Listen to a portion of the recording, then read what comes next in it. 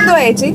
ഇതാണ് മൈക്രോവോംസ്. ഞാൻ ഈ സ്കൂപ്പ് ചെയ്തെടുക്കുന്നില്ലേ, ഇത് കുറേ വേംസ് ആണ്. എന്നുവെച്ചാൽ എത്രയോ ലക്ഷം കോടി കാണും ഈ എടുത്തതിൽ തന്നെ.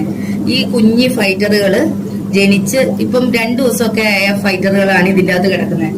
അതിന് വലുതായിട്ടൊന്നും കഴിക്കാൻ പറ്റില്ല. ഈ മൈക്രോവോംസിനെയാണ് അത് തിന്നുന്നത്. അങ്ങനെ തിന്ന ഒരു 30 ദിവസം കൊണ്ട്, 30 ദിവസമല്ല, ഒരു 10-18 ദിവസം കൊണ്ട് ഇത് വലുതായി പെല്ലറ്റുകളൊക്കെ എടുക്കുന്നതും മൊയിനെ എടുക്കുന്ന രീതിയിലോട്ട് മാറും. എന്നിട്ട് പിന്നെ മൊയിനെയും ബാക്കി പെല്ലറ്റ്സും ബാക്കി അതുപോലെ തന്നെ നമ്മുടെ ഫ്രോസൺ ആർട്ടീമിയും ഒക്കെ ആയിട്ട് ഫുഡ് കൊടുക്കും. ഈ വേം കൾച്ചർ ഉണ്ടാക്കി വെക്കുക, മൈക്രോവേംസ് ഉണ്ടാക്കി വെക്കുക എന്ന് പറഞ്ഞു കഴിഞ്ഞാൽ നമ്മള് ഫൈറ്റർ ബ്രീഡിങ്ങിൽ വളരെ അത്യാവശ്യമായിട്ടുള്ള ഒരു കാര്യമാണ്. എന്ന് വെച്ച് കഴിഞ്ഞാൽ ജനിച്ച ഉടനെ വേറെ ഒന്നും കൊടുക്കാൻ പറ്റില്ല നമുക്ക്. അല്ലെങ്കിൽ ആർട്ടിമിയുടെ സിസ്റ്റ് വിരിക്കണം. അതിനേക്കാളും എനിക്ക് തോന്നുന്നു ഏറ്റവും എളുപ്പമായിട്ട് ചെയ്യാൻ പറ്റുന്നത് മൈക്രോവേംസ് തന്നെയാണ്.